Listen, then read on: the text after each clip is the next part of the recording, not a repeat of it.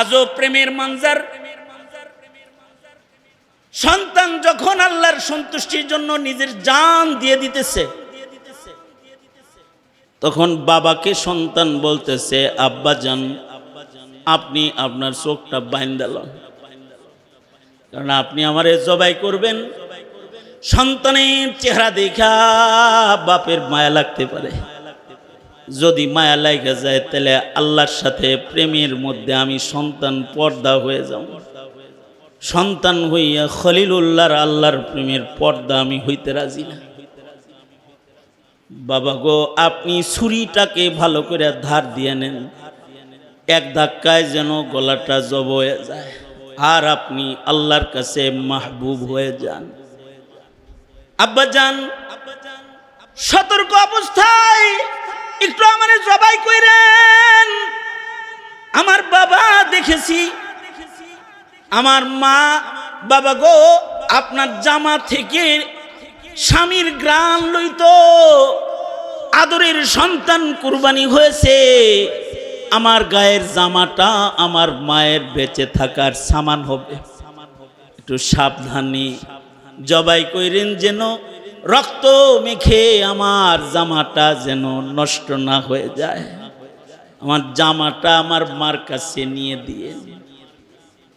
এমন প্রেমের আর ভালোবাসার বন্ধন সব ছিন্ন করে আল্লাহর সাথে প্রেম জুড়াইবার জন্য ইসমাইল শুয়ে পড়লেন, আর ইব্রাহিম আল্লাহর প্রেমিকের খাতায় নাম লেখাইবার জন্য নিজের ছুরিটাকে সন্তানের গলায় যখন ধরে ফেললেন, আল্লাহ তাআলা জিবরাইলকে বলে, প্রেমের পরীক্ষা শেষ শেষ, এই ছুরি কাটিস না, জবিহুল্লাহর গলা যেন না কাটে। জিবরাইল যাও, জান্নাত থেকে দুম্বা নিয়ে আমার খলিলের ছুরির নিচে শোয়া দাও।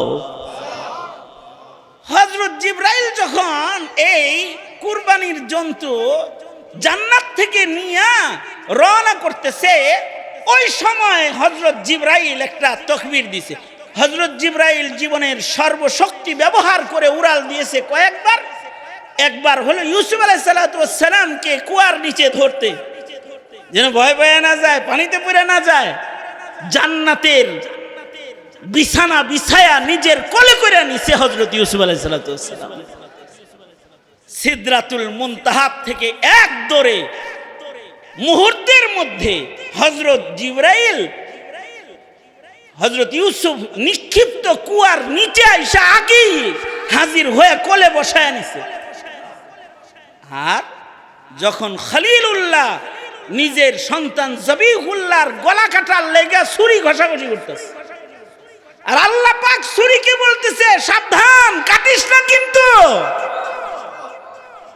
আর হযরত জিবরাইল এবার ছুরির নিচে দুম্বা শোয়াইতে যখন রওনা করছে, জান্নাত থেকে রওনা কইরা হযরত জিবরাইল একটা চিৎকার দিছে, আল্লাহু আকবার, আল্লাহু আকবার, আল্লাহ আমি রওনা দিছি কিন্তু,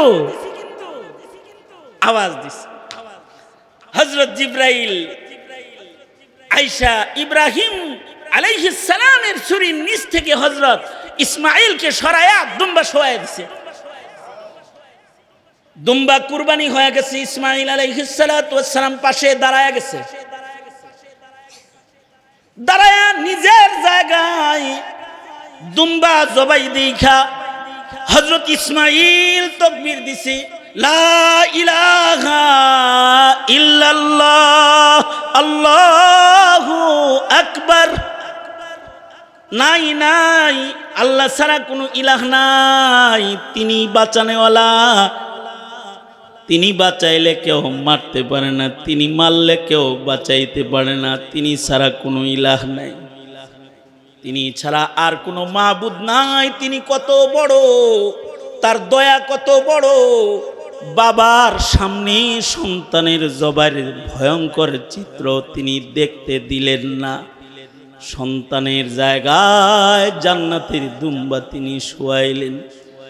আল্লাহর খলিল নিজের চোখের পট্টি খুলছেন, ভাবছেন জবাই হওয়া ইসমাইলটাকে আমি দেখব, দেখে সন্তান দাঁড়ায় হাসতেছে আর জান্নাতের দুম্বার রক্ত প্রবাহিত হইতাছে। তো ইব্রাহিম চিৎকার করে বলে আল্লাহু আকবার ওয়ালিল্লাহিল হামদ, প্রশংসা ওই মহামালিকের যিনি আমাকে চক্ষু খোলার পরে জবাইকৃত সন্তান দেখায় নাই, দেখাইলো জান্নাতের দুম্বার কুরবানি। আল্লাহু আকবার কাবীর। ইব্রাহিম নবীর বেটা কুরবানি ঈদুল আযহা আনে ধরাই, বিশ্ব মুসলিম তাই পশুর বদলে বেটা কুরবানির সুফল পায়। সেদিন যদি ইব্রাহিমের ছুরির নিচে ইসমাইল জবাই হয়ে যেত, দুনিয়ার বাপেরা আল্লাহ পাইতে হলে একটা একটা করে ছেলে জবাই করা লাগতো। কারণ আল্লাহ পাকের হুকুম হইল আসল কথা, আকল আসল কথা না। যারা বলো যে কুরবানিতে অপচয় হয়, অপচয় আর কোন জায়গা দিয়ে দেখো না তোমরা সহে। সবাই মিলা জিলা যে 2 লক্ষ টাকা করে আইফোন কিনলা, অপচয় করলা কে? বটন ফোন কিনা চলতো সবাই, কত টাকা বাঁচত? 10 তলা করে বিল্ডিং করলা, তখন অপচয় হয় নাই? টিনের ঘর করে থাকতা, বাকি টাকা দিনের রাহে অন্যদের কল্যাণে ব্যয় করতা। ভোগ বিলাসের সময় অপচয় চোখে পড়ে না, আর ইবাদতের সময় অপচয় দেখো। হ্যাঁ, তোমাদের মতো এমন কুদৃষ্টিওয়ালা নাস্তিকের জায়গা বাংলার মাটিতে হওয়ার অধিকার নাই। এটা মুসলমানের মাটি, মুসলমানের মাটি এটা। তো মুহতারাম হাজরিন, এই কুরবানির এই আইয়ামুত তাশরিকের তাকবীরের মধ্যে কুরবানির এক আজব ইতিহাস লুকিয়ে আছে।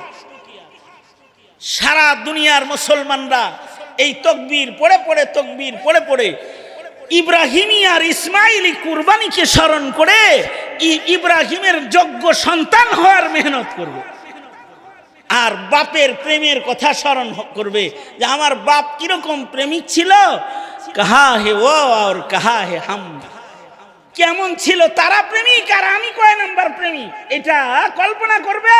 আর প্রেম বাড়াইবার জন্য তাকবীরের আমল করতে থাকবে, নর নারী সকলে মিলে। সবচেয়ে উত্তম আমল হলো কোরবানি দেওয়া। কোরবানি কে দিবে? 52.5 তোলা রূপার মূল্যের টাকা যার কাছে অতিরিক্ত জমা হবে সেই কোরবানি দিবে। ঘরের ভেতরে এমন মালিকানার সম্পদ যে কয়জন আছে সবার নামে কোরবানি দিবে। হ্যাঁ, কেউ যদি একাই আবেগ সহকারে অনেকগুলো দেয় তাও দিতে পারে, কারণ কোরবানি যত বেশি করবে, কোরবানির মাধ্যমে আল্লাহ পাকের কুরব হাসিল হয়। যত বেশি কোরবানি দিবে, এমনকি কেউ যদি মরা মা বাবার নামেও কোরবানি দেয় দিতে পারে, সদ্য ভূমিষ্ঠ সন্তানের নামে কোরবানি দিচ্ছে তাও দিতে পারে, অথবা আরো মানুষের নামে কোরবানি দিবে, মুহাম্মদুর রাসূলুল্লাহ সাল্লাল্লাহু আলাইহি সাল্লামের নামে কোরবানি দিতে পারে। যত নামে কোরবানি তার দেওয়ার শক্তি সামর্থ্য হয় দিবে। আল্লাহর রাসূল সাল্লাল্লাহু আলাইহি ওয়াসাল্লাম বিদায়ী হজ্জে নবী আলাইহিস সালাতু ওয়াস সালাম 100 কোরবানি দিছে।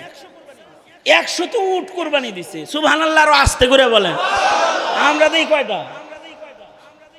আমরা তো দিই একটা, তাই না? নবীজি দিছে কয়টা? তার ভিতরে 63টা উট নবীজি নিজের হাতে কুরবানি দিছে। 63টা নিজের হাতে কুরবানি দিছে। 63টা যখন কুরবানি দেওয়া হয়ে গেছে, এবার আল্লাহ পাক জিবরাইলকে পাঠায় বলে, নবীজি রে এবার মিস নাম্বার দেখো, অন্যরা দেখ। হযরত আলী বাকিগুলা দিছে, অন্যান্যরা দিছে। নবীজি 63টা কুরবানি দেওয়ার ভেতরে একটা ইশারা হলো, পয়গম্বর আপনার বয়স 63, প্রতি বছরে বছরে একটা হয়ে গেছে আপনার হাতে, এবার অন্যরা দেখ। নবীজি 100 উট কুরবানি দিয়েছেন। এর চেয়ে আশ্চর্য বিষয় হলো, আল্লাহর রাসূল যখন খঞ্জর হাতে নহর করতেছিলেন, হাদিসে আছে এই উটগুলা নবী আলাইহিস সালাতু ওয়াস সালামের নহরের নিচে, খঞ্জরের নিচে আসার জন্য প্রতিযোগিতা শুরু করছিল যে কে কার আগে নিজের রক্ত হাবিবুল্লাহর হাতে প্রবাহিত করতে পারে। উটেরা পাগল হয়ে গেছিল। উটগুলা দৌড়াদৌড়ি করে আল্লাহর রাসূলের হাতের খঞ্জরের নিচে নিজেকে প্রস্তুত করে দেওয়ার জন্য, আগায় আসার জন্য প্রতিযোগিতা শুরু করে দিয়েছিল। আমাদের গরুর মতো গরু না, যেটা শোয়াইতে যায় কয়েকজন পড়ে যায়। গরু জবাই করতে যায় নিজের আঙ্গুল জবাই করে লাইছে, আর উট শোয়াইতে যায় উটের লাথি খায়া কয়েক হাত দূরে যায় পড়ে গেছে, অথবা উটে মাথার মধ্যে কামড় দিয়া ওরাই সরাইয়া দিছে, এরকম না। বরঞ্চ হাবিবুল্লাহ কুরবানি দিতেছেন, কারণ কুরবানির মাধ্যমে আল্লাহ তাআলা তার হাবিবকে কাউসার দান করবে। ইন্না আতাইনাকাল কাউসার ফাসাল্লি লিরাব্বিকা ওয়ানহার। বন্ধু, আপনাকে যে কাউসার দিব দুইটা বিশেষ কাম। একটা হলো ফাসাল্লি লিরাব্বিক, রবের জন্য নামাজ পড়বেন, ওয়ানহার, আর রবের লেগে কুরবানি করবেন। নবী আলাইহিস সালাতু ওয়াস সালামের জন্য কাউসার যেন বড় হয় আর উম্মতরে যেন বেশি করে কাউসার পান করানো যায়, 100 কুরবানি দিয়েছেন নবী আলাইহিস সালাত। 100 উট কুরবানি দিয়েছেন আল্লাহর নবী। আর এই উটগুলা নবীর ছুরির নিচে আসার লেগে পাগল হয়ে যেতেছে। তার মানে বোঝা যায় উটেরও আকল বুদ্ধি কিছু, কথা কন, উটেরও আকল বুদ্ধি কিছু, জোরে বলেন। খালি কি উটের আকল বুদ্ধি আছে? কাঠেরও আকল বুদ্ধি আছে। সহিহ হাদিসে বর্ণিত মরা কাঠ বুদ্ধি কত, নবীর কাছ থেকে শেষ জিনিস আদায় করার জন্য মসজিদের ভিতরে কান্না শুরু করে দিছে। যেদিন মিম্বার ঢুকানো হলো মসজিদে নববীতে, ইহুদি মহিলা মিম্বার বানায় নিয়ে আসছে, তার গোলাম একটা আছে রাজমিস্ত্রি, এডরে দিয়া, আর আল্লাহর রসুলকে এনে এই মিম্বার হাদিয়া দিছে। আল্লাহর নবী যেই খেজুর গাছে হেলান দিয়ে এতদিন খুতবা দিতেন, বুদ্ধি আকল খেজুর গাছেরও আছে। খেজুর গাছ কান্না শুরু করেছে। যদি এটা শুধুই মুজিজা হতো, নবীজির মুজিজা খাস নবীর জন্য যদি হতো, তাহলে খেজুর গাছের কান্নাটা শুধুই মাত্র নবীজি শুনতো। কিন্তু আশ্চর্য হলো, খেজুর গাছের এই মরা কাঠ যখন আকল বুদ্ধি সহকারে কান্নাকাটি শুরু করছে, এই কান্নাটা শুধুই মাত্র নবীজি শুনতেছেন তা না, মসজিদের ভেতরে যত সাহাবী আছে সবাই আওয়াজ শুনতে পাইতেছে যে খেজুর গাছটা চিৎকার করে কান্নাকাটি করতেছে। আর আল্লাহর রাসূল খেজুর গাছকে সান্ত্বনা দিতেছে, বুঝা যেহেতু কাঁদতেছে, ওরে বুঝানোর জন্য ওর পিঠ হাতাইতেছে। বহু হাদিসের বর্ণনা একত্রিত করে ছোট্ট করে বলা, নবীজি পিঠে হাতাইতেছে, মা যেমন বাচ্চাকে পিঠে হাতায় কান্না বন্ধ করে, আল্লাহর রাসূল খেজুর গাছের পিঠে হাতায় কান্না বন্ধ করার চেষ্টা করতেছেন। আর বলতেছেন, কান্দিস না, দোয়া করে দিমু, মরা থাকবি না, জীবিত হয়ে যাবি। সারা বছর তোর মধ্যে খেজুর ধরবে, হায়াত তোর কিয়ামত পর্যন্ত হবে। যারা এখানে আসবে তারা তোর গাছের খেজুর খাবে। কিন্তু খেজুর গাছের আকল বুদ্ধি এত ভালো, খেজুর গাছ আরো জোরে চিৎকার করে কান্না শুরু করেছে। আল্লাহর রাসূল বলে, কান্দিস না, কান্দিস না, ওয়াদা করতেছি আমার সাথে জান্নাতে থাকবি। খেজুর গাছের যখন জান্নাতে নবীজির সাথে মাইয়াতের ওয়াদা নেওয়া হয়ে গেছে, খেজুর গাছের কান্না বন্ধ হয়ে গেছে। তার মানে মরা খেজুর গাছেরও আকল বুদ্ধি আছে। শিকায়াতুল জামাল আল্লামা জাহেদ কাউসারি রহমতুল্লাহ আলাইহি হাদিসকেও সহিহ বলেছেন। এক উট কত বুদ্ধিমান, আয়েশা নবীর কাছে বিচার দিতেছে। উটের বুদ্ধি আছে। শুধু কি উটের বুদ্ধি আছে, পাহাড়েরও বুদ্ধি আছে। উহুদ পাহাড়ের উপরে আল্লাহর রাসূল আর সাহাবায়ে কেরাম হযরত আবু বকর, ওমর, ওসমান উঠছেন। পাহাড় তো খুশিতে নাচা আরম্ভ করতেছে, লাফানি শুরু করছে। পাহাড় লাফায়, নড়ে চড়ে। যে কারণে খুশিতে লাফায়, নবীজি সেই কারণ বইলেই নাচানি থামায়। নবী তো শুধু মানুষের নবী না, পাহাড়েরও নবী। নবীজি বলে, এই পাহাড় নড়িস চড়িস কেন? কে উঠেছে তোর পিঠে দেখিস না? তোর পিঠে আল্লাহর পয়গম্বর আছে, তোর পিঠের উপরে একজন সিদ্দিক আছে, তোর পিঠের উপরে 2জন শহীদ আছে। তাদের সম্মানে নড়াচড়া বন্ধ করে দেয়, পাহাড়ের নড়াচড়া বন্ধ হয়ে গেছে। ওর আক্কল বুদ্ধি আছে, পাহাড়ের যেমন আক্কল বুদ্ধি আছে, গাছের যেমন আক্কল বুদ্ধি আছে। যারা যেই উটগুলা নবীজির সামনে কুরবানির জন্তু হিসাবে কবুল হইছে, ওদের কি আক্কল বুদ্ধি নাই? ওদের আক্কল বুদ্ধি এত যে ওরা রাসূলের হাতে কুরবানি হওয়ার জন্য প্রতিযোগিতা শুরু করছে, কে কার আগে আসবে নবীজির শরীর নিচে। এ কারণে উম্মত নবীজির অনুসরণ করে কুরবানি করবে। কার জন্য? জোরে বলেন, কার জন্য? আল্লাহর জন্য করবে। কুল ইন্না সলাতি ওয়া নুসুকি, কুল ইন্না সলাতি ওয়া নুসুকি ওয়া মাহইয়ায়া ওয়া মামাতি লিল্লাহি রাব্বিল আলামিন। আল্লাহ বলে, নবীজি বলে দেন, আমার নামাজ, আমার কুরবানি, আমার বাচ্চা, আমার মরা সব কার জন্য? আমাদের বেঁচে থাকা কার জন্য? আমাদের মরা কার জন্য? আমাদের কুরবানি কার জন্য? আমাদের নামাজ কার জন্য? সুতরাং গোশত খাওয়ার জন্য কিন্তু কুরবানি না, কুরবানি হলো আল্লাহর জন্য কুরবানি। এ কারণে কি কুরবানি দিব তাও নবী বলে দিছে। কত বছর বয়সের জন্তু কুরবানি দিবে তাও নবীজি বলে দিছে। কখন কুরবানি দিবে তাও নবীজি বলে দিছে। এই জিলহজ মাসেরই 10, 11, 12 এই 10 তারিখেও একটা লোক ফকিন্নি ছিল, কিন্তু 11 তারিখে হঠাৎ করে পাওনাদারের সব টাকা পকেটে চলে আসছে, ধনী হয়ে গেছে। তাই এখন 11 তারিখে সে কুরবানি দিবে, 12 তারিখে সে টাকার মালিক হয়েছে। যেহেতু কুরবানি দেওয়ার সুযোগ আছে 12 তারিখ, 12 তারিখে কুরবানি দিয়ে দিবে। কি জন্য দিবে? কার জন্য দিবে? যিনি টাকা দিছে তার জন্য দিবে। জোরে বলেন, কার জন্য দিবে? জোরে বলেন, আল্লাহর জন্য দিবে। তো আল্লাহর জন্য দিবে, গোশত খাওয়ার জন্য না। আল্লাহর জন্য বান্দা কুরবানি করবে। আর যার কুরবানি যত বেশি আয়তনে বড় হবে, আর যত বেশি ইখলাসওয়ালা হবে, যত বেশি তাকওয়া পূর্ণ হবে, তার মর্যাদা কুরবানির মাধ্যমে পুরস্কার তার তত বড় হবে। প্রত্যেক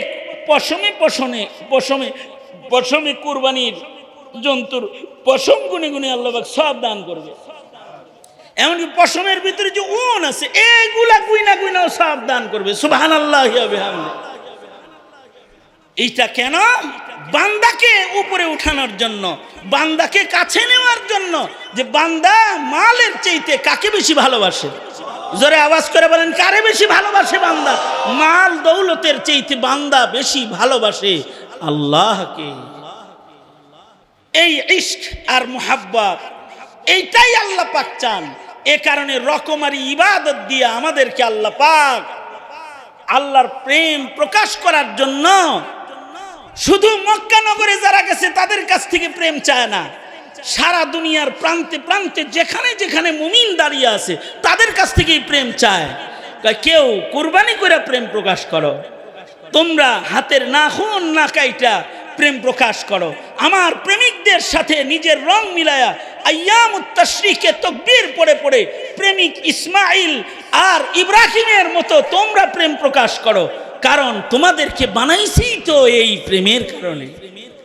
দর্দ দিল কে ওয়াস্তে, दर्द दिल के वास्ते पैदा किया इंसान को, वरना तौअत के लिए कुछ कम न था करूबिया, वरना तौअत के लिए कुछ कम न था करूबिया। সুতরাং যতটুকুন প্রেম প্রকাশ করা যায় যার যার শক্তি সামর্থ্য অনুযায়ী, ইবাদতের মাধ্যমে সেই প্রেম প্রকাশ করার প্রতিযোগিতার ময়দানে লেগে থাকতে হবে ইনশাআল্লাহ। জোরে বলেন ইনশাআল্লাহ। এক এক দিনের রোজা বছর রোজা, 9 দিন লাগাতার নফল রোজা করা কঠিন। আমার জীবনে আমি একবার করছি মাত্র, জেলখানায়। জেলে জানগা কইব, জেলখানায় করছি। ফরজ রোজা 30 দিন করা যায়, কিন্তু নফল রোজা লাগাতার 6 দিন করা মুশকিল হয়, এই কারণে শাওয়ালে ভেঙে ভেঙে করে লয়। জিলহজেও 9 দিন লাগাতার রোজা করা এটা একটা কঠিন, সাধক ছাড়া হয়ে ওঠে না। রোজার লজ্জত যদি কারোর অনেক বেশি হয় তখন সে পারে, নবীজি রাখতো আমিও রাখবো, ভাঙবো না, তো সে রেখে বেলায়। কিন্তু যদি রাখে তাইলে 9 রোজায় 9 বছর, সুবহানাল্লাহ, আর একটু আস্তে করে, আর 9 রোজায় 9 বছর। একবার অন্তত আমল আমি করছি জেলখানায়, কোনো কাম কাজ নাই তো, শেষ রাত্রে খাইছি আর ইফতার করছি, আর মাঝখানে জেলখানায় হাসিনার মেহমানদারির জেলখানায় বসে বসে কোরআন তেলাওয়াত করছি, জিকির করছি। তো একবার এই জিলহজের এই আমল ওখানে করার মৌকা হয়েছিল। এছাড়া বাংলাদেশের সফরের হালতে থাকার কারণে, যদি বাংলাদেশে থাকতাম তাও সহজ হইতো, যেহেতু আলহামদুলিল্লাহ অনেক লম্বা সময় হয়ে গেছে, প্রায় 22-23 বছর আরাফা কাজা নাই আমার। হজের সফরে থাকার কারণে, সফরের হালতে জিলহজের রোজা রাখা, সফরে তো আল্লাহ পাক কষ্ট ক্লেশের কারণে ফরজ রোজাই ভাঙ্গার অনুমতি দিছে, সেখানে লম্বা মুজাহাদার মাধ্যমে 9 দিন সফরের হালতে রোজা রাখা কঠিন, এ কারণে আমল করার সুযোগ হয়ে ওঠে না। কিন্তু আপনারা যারা ঘরে থাকবেন, বিশেষভাবে যারা রিটায়ার্ড পারসন, আপনারা তো মোটামুটি একটা জেলখানায় আসেনি, কোনো কাম কাজ নাই, তো আপনারা তো কমাস কম 9 দিন রোজা রাখা এটা কোনো কঠিন কাজ না। মা বোনেরা যারা জামাই কাজ করে ঘরে বসে বসে তারা খায়, তাদের জন্য 9 দিন রোজা রাখা কোনো কঠিন কাজ না। নিজে রাখার আদত করা, অপরকে উৎসাহিত করা, ইনশাআল্লাহ বলেন। এই আমল করে করেই তো আল্লাহর কাছে মাহবুব আমাদেরকে হইতে হবে, নিজেদেরকে প্রেমিক বানাইতে হবে। প্রেমিক ইব্রাহিমের মতো প্রেমিক যদি আমরা হইতে পারি, আমাদেরকে আজকেও যদি কোনো জালেম আগুনের মধ্যে ফেলে, তো ওই আগুন আমাদেরকে জ্বালাইতে পারবে না। ডক্টর ইকবাল বলেছেন, আজ ভি হো জু ইব্রাহিম কা ইমা পয়দা, আগ কর সকতি হ্যায় একে আন্দাজে গুলিস্তা পয়দা। আল্লাহ তৌফিক দান করেন, আমিন বলেন। খুব নিকটে জিলহজ মাস, শরীয়তে ইসলামের পঞ্চস্তম্ভের একটা গুরুত্বপূর্ণ স্তম্ভ হজ্জে বাইতুল্লাহ, এটা আদায়ের মাস হল জিলহজ, এবং এই ইবাদতের নিসবতে এই মাসটাকে জিলহজ মাস বলে। জিকাদা শেষ প্রায়, জিলহজ শুরু। মৌলানা হাদিস শোনাইছে আপনাদেরকে, 1 তারিখের আগেই সাফাই করে নিতে হবে, যাতে করে এই 10 দিনের মধ্যে আর এগুলো সাফ করতে না হয়, এগুলো কাটতে না হয়। সওয়াব কি বলছে? যারা গরিব মানুষ তাদেরকে আল্লাহ তাআলা কোরবানি দেওয়ার সওয়াব দান করবে। তাইলে কি যারা গরিব তারাই কাটবে 1 তারিখের আগে, আর ধনীরা মধ্যেখানে কাটবে? হ্যাঁ হ্যাঁ, গরিব ধনী সবাই এই আমল করবে, এটা একটা গুরুত্বপূর্ণ আমল। মূল রহস্য কি? মূল রহস্য হলো হাজিরা সংযম করতেছে, তাদের গায়ের ময়লাটা পর্যন্ত যেন না পড়ে, এজন্য সাবান ব্যবহার করতেছে না, এক কাপড়ে ঘুরতেছে। সারা দুনিয়ার সব মানুষ শরীয়তে ইসলামের স্তম্ভ আদায়কারী হুজ্জাজে বাইতুল্লাহ, যারা আল্লাহর মেহমান, তাদের সাথে নিজের মুসাবাহাত, নিজের রংকে মিলাইবার মেহনত সবাই মিলা সারা দুনিয়ার বালেগ মুসলমানরা, নর নারী নাবালেগরাও করতে থাকে। তারাও হাজিরা যেমন কিছু কাটে না, তারা দূর থেকে বলবে এ আমল করবে আর মনে মনে আল্লাহর কাছে বলবে, আল্লাহ তুমি যাদেরকে তোমার মেহমান বানায়া তোমার ঘরে লইয়া গেছো, তারা যেমন অনেক কিছু থেকে বিরত, আমরাও তাদের মতন রং ধারণ করে অনেক কিছু থেকে আমরা বিরত। তেরে মাহবুব কি ইয়া রব शबाहत लेके आया हूँ, तेरे महबूब की या रब शबाहत लेके आया हूँ, हकीकत इश्क तू कर दी मैं तो सूरत लेके आया हूँ, हकीकत इश्क तू कर दी मैं तो सूरत लेके आया हूँ। ও আল্লাহ, তোমার মাহবুব বান্দাদের কিছু রং তো আমি ধারণ করছি, এর বরকতে তুমি আমাকেও তোমার মাহবুব বানায় নাও। এই গরিবেরাও যেরকম এরকম রং ধারণ করে দোয়া করবে, যারা কোরবানি দিবে ধনী মানুষ এরাও এই রং ধারণ করার লেগে মেহনত শুরু করে দিবে। অর্থাৎ হুদাল্লিল আলামিন, কাবা ঘরের পাশে দাঁড়িয়ে থাকা কাবার মেহমানদের সাথে সারা দুনিয়ার মুসলমান মুমিনরাও একটা মিল, একটা রং নিজেদের মধ্যে আনার জন্য মেহনত করতে থাকে। তকবীর পড়বে আইয়ামুত তাশরিকে, তকবীর যে পড়া লাগে ওয়াজিব, এটা তো আমাদের মুসলিম ঘরের সন্তানরা জানেই না, কারণ এটা বলাও হয় না, এটার তরবিয়তও নাই, এটার আমলও নাই। আমাদের বাজারে গেলে গানের আওয়াজ পাওয়া যায়, আর 9 তারিখ থেকে 13 তারিখ 5 দিনের ভেতরে মক্কা মদিনার বাজারে গেলেও তকবীরে তাশরিকের আওয়াজ শোনা যায়। আল্লাহু আকবার, আল্লাহু আকবার, লা ইলাহা ইল্লাল্লাহ, আল্লাহু আকবার, ওয়ালিল্লাহিল হামদ।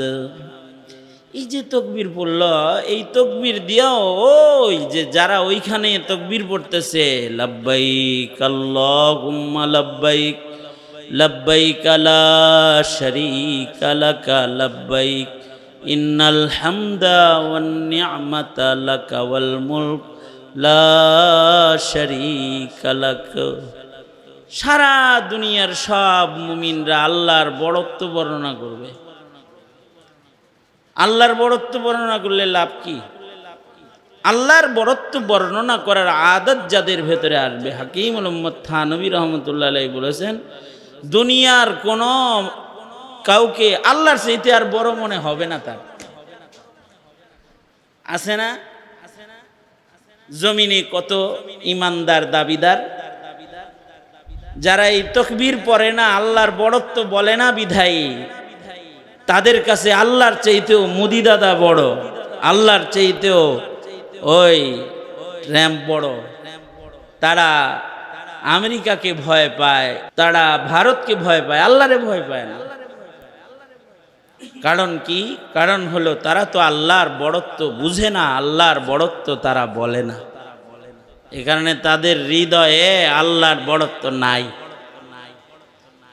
এ কারণে মুমিন সব সময় আল্লাহর বড়ত্ব বর্ণনাকারী হবে। কাব্বিরহু তাকবীরা, তাকবীরের মাধ্যমে আল্লাহকে বড় কইরা আল্লাহর বড়ত্বকে বলতে থাকবে মুমিন। এটা মুমিনের একটা গুণ, যেই গুণটা মালিকের কাছে, যিনি সবচেয়ে বড়, তার কাছে অনেক পছন্দের। সুবহানাল্লাহ। এ কারণে ঘরে খবর নিতে হবে।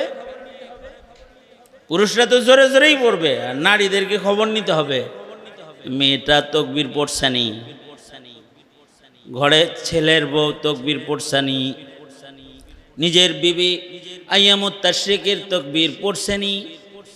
ওয়াজিব আমল, তকবীরের সাথে অনেক দামি সম্পর্ক আছে। এ তকবীরের সাথে একটা প্রেমের সম্পর্ক আছে। 3 শ্বাসে পড়তে হয়েছে না? আসলে তিন জনার প্রেম আছে এখানে। কারি তৈয়ব সাহেব রহমতুল্লাহ আলাইহি বলছেন যে আসলে এই তাকবীরের মধ্যে জিবরাইলের বড়ত্বর বর্ণনাও আছে। কখন? যখন আল্লাহ পাক আদেশ করলেন তার খলিলকে, খলিল প্রিয় বস্তু কুরবানি করো, প্রিয় বস্তু জবাই করো। তো আল্লাহর খলিল কুরবানি করলেন, উট কুরবানি করলেন। এরপরেও আল্লাহ পাক বলে তোমার প্রিয় বস্তুকে আমার জন্য কোরবানি করো। বারবার খালি আল্লাহ পাক এটা ডেকে ডেকে বলে। বন্ধু বন্ধুর ভাষা বুঝে ফেলাইছে। আমার কাছে তো আসলে উট গরু ছাগল এগুলো বেশি প্রিয় জিনিস না। আমার কাছে এখন প্রিয় কে? আমার কাছে তো সে প্রিয় যাকে পায়া আমি সবচেয়ে বেশি শুকরিয়া আদায় করছি। আলহামদুলিল্লাহিল্লাযী ওয়াহাবানি আলাল কিবারি ইসমাঈলা ওয়া ইসহাক। বুড়া বয়সে আল্লাহ পাক হযরত ইব্রাহিমকে সন্তান দান করছেন। কোন তাফসীরে আছে 90 ঊর্ধ্ব, কেউ বলে 98 বছর বয়সে সন্তান হয়েছে, পুত্র সন্তান। 98 বছর বয়স যখন কারোর হয় তখন জোয়ান থাকে? আলাল কিবারি, বুড়া হয়ে গেছে। ওই সময় আল্লাহ পাক দিছে ইসমাইল, দিছে ইসহাক, সন্তান দান করছে। পায়া আল্লাহ পাকের শুকরিয়া আদায় করছে। আলহামদুলিল্লাহ, আলহামদুলিল্লাহ, মহান মালিক আমাকে বুড়া বয়সেও আমার ধন দান করছে। বাপ সন্তানের উপরে নির্ভরশীল হয়। বৃদ্ধ বয়সে বাপের কাছে একটা পুত্র সন্তানের অনেক দাম। হযরত ইব্রাহিম আলাইহিস সালাতু ওয়াস সালাম চিন্তা করে দেখলেন আমার কাছে তো বুড়া বয়সে দোয়া করতে করতে যে সন্তানটা পাইছি ইসমাঈল, ওর চেয়ে বেশি মোহাব্বতের আর কেউ নাই। তাইলে বুঝি আমার মাশউক আমার কাছে আমার সন্তানটাই চাইতাছে। যেই সন্তানকে আর বিবিকে বনবাস দিয়ে আসছিলেন মক্কায়, সন্তানের বয়স 7 বছর অথবা 12 বছর হয়ে গেছে। এবার স্বপ্নে দেখে প্রিয় বস্তু কুরবানি করা। মসজিদুল আকসা থেকে সফর করে আবার রওনা করলেন হযরত ইব্রাহিম আলাইহিস সালাতু ওয়াস সালাম মক্কায়। মক্কায় যায়া হাজরার কাছে সন্তানকে চাইলেন, নিজের সন্তানকে নিয়ে যাইবেন কোথাও। বাপ সন্তানকে পাইছে, সন্তানও বাবাকে পাইছে, এক প্রেমের খেলা জমছে। ইব্রাহিম আলাইহিস সালাতু ওয়াস সালাম সন্তানের জিয়ারত করতেছে। আজকে সন্তান কিন্তু ছোট্ট বেলায় রেখে গেছিল, আর ইসমাইলও বাবারে দেখতেছে। মায়ের কোলে ইসমাইল ছিল, আজকে ইসমাইলের বুঝ আসছে, আজকে বাবা খলিল আসছে। ইতিহাস লেখে হযরত ইসমাইল দরজায় বাবার কণ্ঠের আওয়াজ আর খলিলকে দাঁড়ানো দেখার সাথে সাথে চিনা ফেলেছে আল্লাহর খলিল আসছে। আর মাকে চিৎকার করে বলতেছে, মা আল্লাহর খলিল আইসা পড়ছে। এক নজরেই চিনা ফেলাইছে, কারণ এই 7 বছর অথবা 12 বছর মায়ের কোলে বসে বসে আল্লাহর খলিলের ইতিহাস, সন্তান বাবার ইতিহাস মার কাছে শুনছে যে তোর বাপ কিন্তু নমরুদের অগ্নিকুণ্ডলীর ভেতরেও জ্বলে নাই। জান্নাতি পোশাক তোর বাবারে পড়ায়া নমরুদ যখন তোর বাবাকে উলঙ্গ করতে চেয়েছে, আল্লাহ তাআলা তোর বাবাকে জান্নাতের পোশাক পড়ায়া আল্লাহ তাআলা তোর বাবার ইজ্জতকে ঢাইকা দিছে। তোর বাবা আল্লাহর খলিল। খলিলের নাক এমন, খলিলের চোখ এমন, খলিলুল্লাহর সূরত এমন, এগুলো বলছে তো সব মার কাছে। পিতার বর্ণনা ইসমাইল শুনছে। আজকে বহুকাল পরে, এক যুগ পরে বাবা দরজায় দাঁড়াইছে। বাবারে যা জড়ায়া ধরছে, আল্লাহর খলিল বাবা, যে বাবা আগুনে পুড়ে না, যে বাবার সাথে রবের সাথে এমন প্রেমের তাল্লুক ওই বাবারে পাইছে। বাবার সাথে ঘুরতে বের হয়ে গেছে। ইবলিস শয়তান এসে বলে, হাজেরা কার কাছে দিলা? তাফসীরে মাযহারিতে সানাউল্লাহ পানিপতি রহমতুল্লাহ আলাইহি বলছেন, ইবলিস এসে হাজেরারে কয়, হাজেরা সন্তান কি কোনো বাপের কাছে দিলা নাকি আজরাইলের কাছে দিলা? এটা তো জল্লাদের কাছে দিলা, এটা তো এখন নিয়ে জবাই করবে। হযরত হাজেরা বলে, বাপ কোনোদিন সন্তান জবাই করতে পারে না, এটা আকল কবুল করে না। বাপ কোনোদিন সন্তান জবাই করতে পারে না। এত আদরের সন্তান, এত সাধনার সন্তান, এই সন্তানকে বাবা নিজের হাতে জবাই করতে পারে না।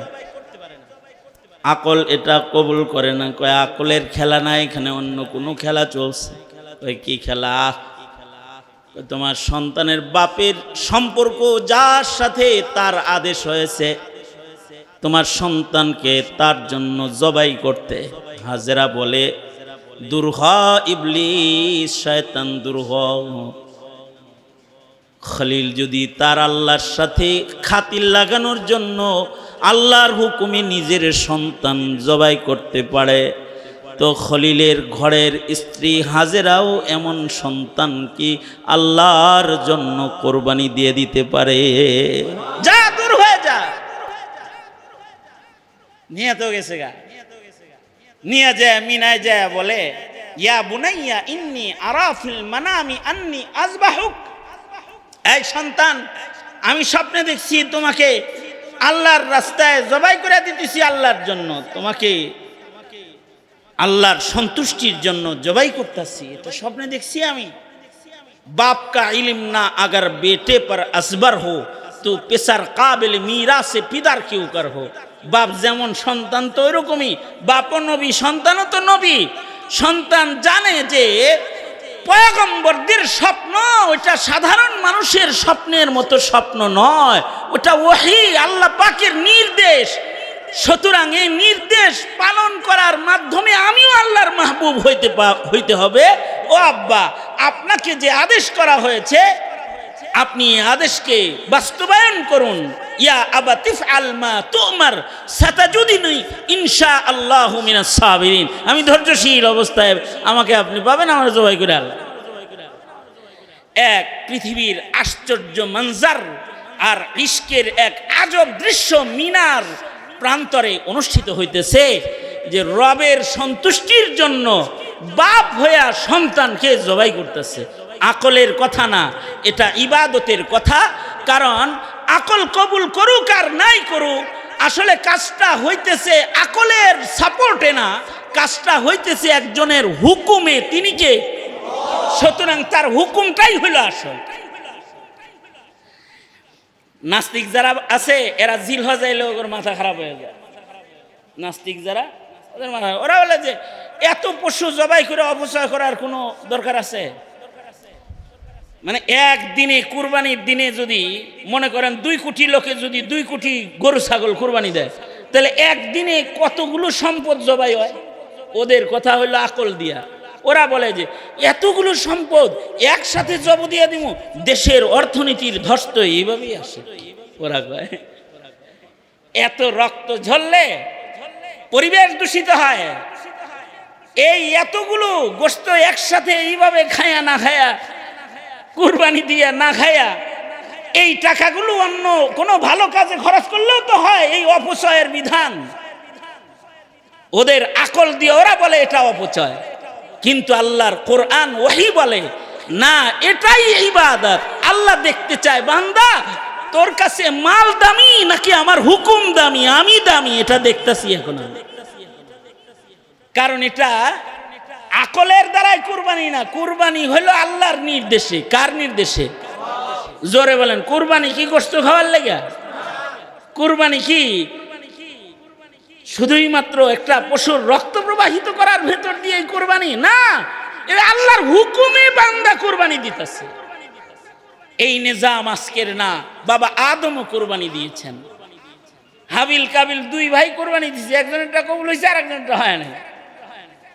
আমাদের নবী আলাইহিস সালাম পর্যন্ত সব নবীরা কুরবানি দিয়েছেন। আর কুরবানির শ্রেষ্ঠ কুরবানি যেটা, এইটা আল্লাহ পাক পশু না ছেলের উপরে হুকুম কইরা যাকে খলিলুল্লাহ বানাইতে চান তার কাছ থেকে আদায় করছেন, যে নিজের সন্তানকে ছুরি বসায় দিছে গলার মধ্যে। কার সন্তুষ্টির জন্য? জোরে বলে, আল্লাহর সন্তুষ্টির জন্য নিজের সন্তানের গলায় ছুরি বসায় দিছে।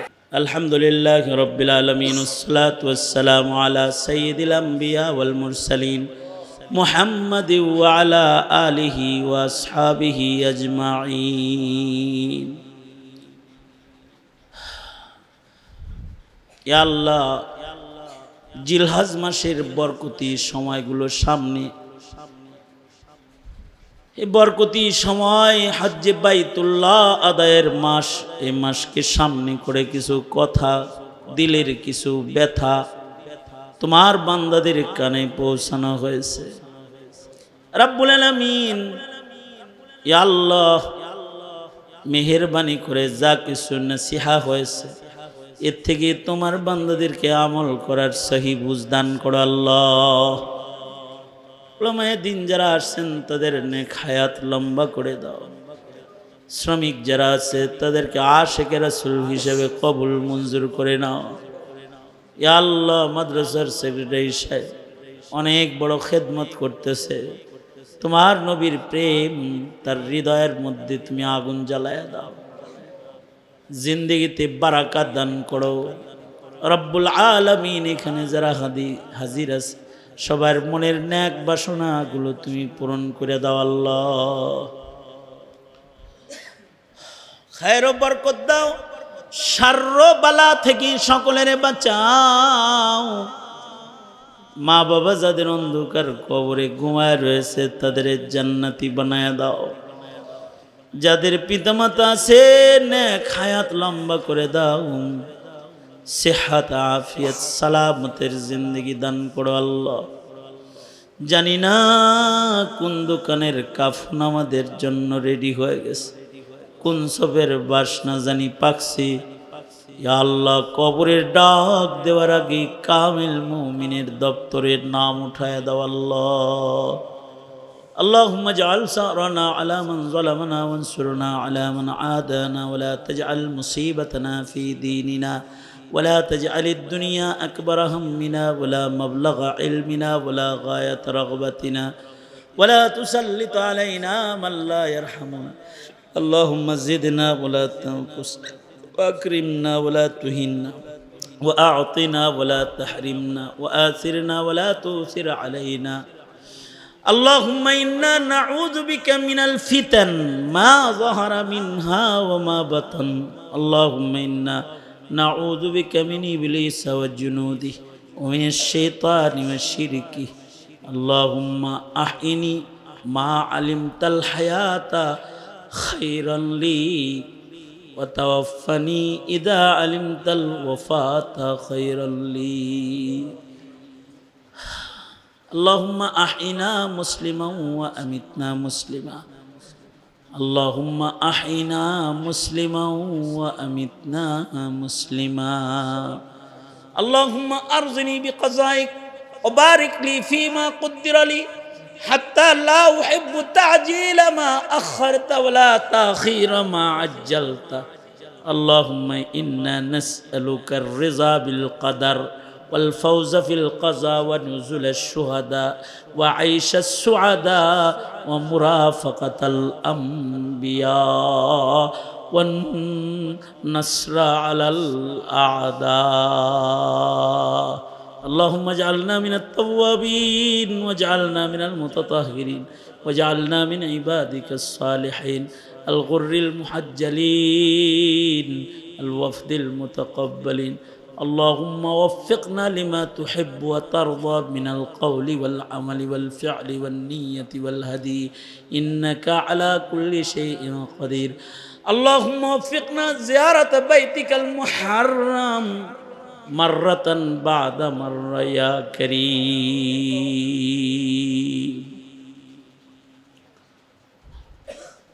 ইয়া রব্বি সাল্লি ওয়া সাল্লিম দাইমান আবাদা আলা হাবিবি আল্লাহুম্মা সাল্লি আলা রূহি মুহাম্মাদিন ফিল আরওয়াহ ওয়া আলা জাসাদি মুহাম্মাদিন ফিল আজসাদ ওয়া আলা কবরি মুহাম্মাদিন ফিল কুবুর سبحان ربك رب العزة عما يصفون وسلام على المرسلين والحمد لله رب العالمين السلام عليكم ورحمة الله